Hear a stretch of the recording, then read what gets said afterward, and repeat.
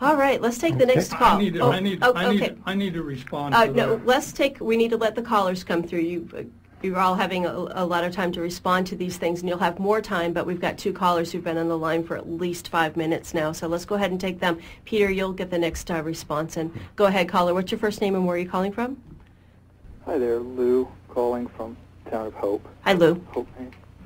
Thank you, Amy, for facilitating this, and thanks to the panelists. Thanks for calling. And can you speak up just a little bit, Lou, or put your phone closer to your mouth? Yeah. Perfect. I appreciate that there's been a lot of attention paid to very local factors regarding this controversy. So my comment is much more global in scope.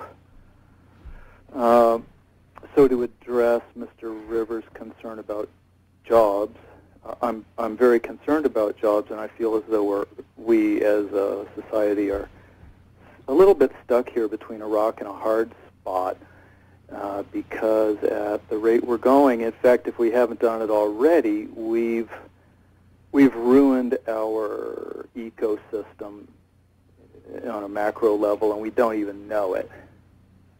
And so we're kind of fiddling away on the deck of the Titanic as she's really in serious trouble. So my point, I speak on behalf of other species and as well as our own, people who would like to live and have jobs and have their children live long enough to have jobs.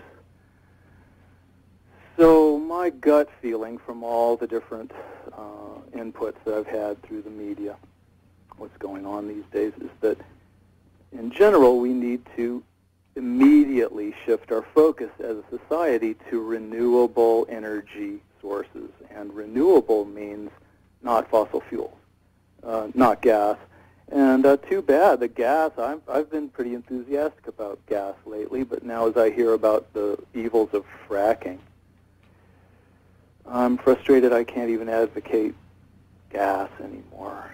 So I'd just like everyone to think that over, that we're a pretty smart species. I believe we can come up with ways to shift away from, to me, the Keystone Pipeline is an example. I've been working on that issue lately, and it just boils down for me to a place where we as a society cannot afford to pursue these big tar sand projects out in Alberta or this increased gas terminal in Searsport. So okay.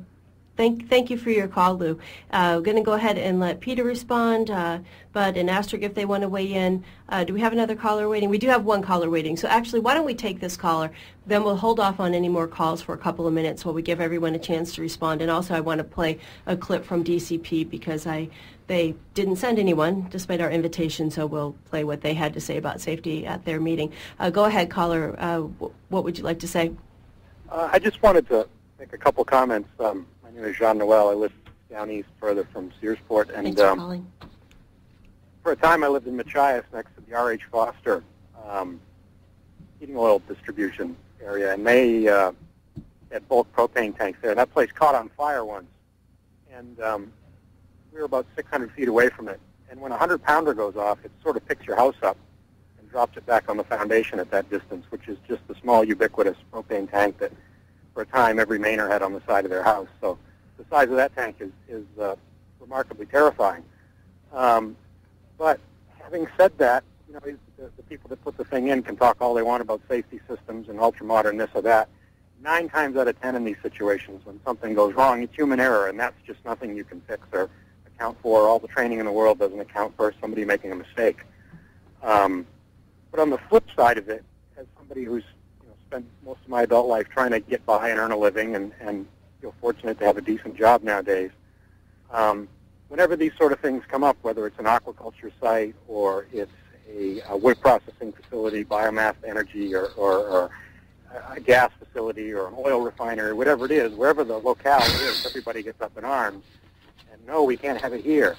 And right now, people in Eastport don't give a rat's rump about what's going on in Searsport with this gas terminal, the proposed gas terminal. And if the thing was being proposed in Eastport, everybody in Searsport would be breathing easy and fine and not really saying anything because, oh, thank goodness, it's not in our town. We don't have to worry about that.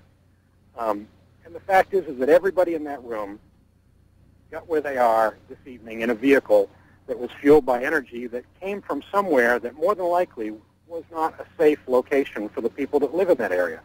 Every day we live and we derive our living and our comfort from industries and businesses and energies that somehow, some way exploit somebody else. They put some other community at dire risk, whether it's the shoes on your feet, the gas in your car, the shingles on your roof. It's a fact of life.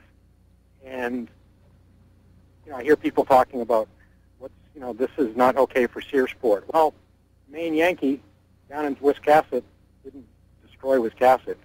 They came through it just fine. They closed the place down eventually, but at the time that was going up, people were freaking out that was going to destroy tourism on the coast of Maine forever. The state would never recover, and I think the state did just fine. So it just, the people arguing against it, and you have very, very valid arguments for arguing against it. I can't dispute that, and if it was in my town, I probably would. But the method and the way it comes out, it just reeks of not in my backyard. It seems very disingenuous to me to argue against it in Searsport, but if it was in Eastport, it would be fine. It's good, gracious, thanks. It's not in our town. We don't have to worry about that. And to be really honest in your convictions, to fight that sort of thing, you have to get up and speak out against it wherever it is.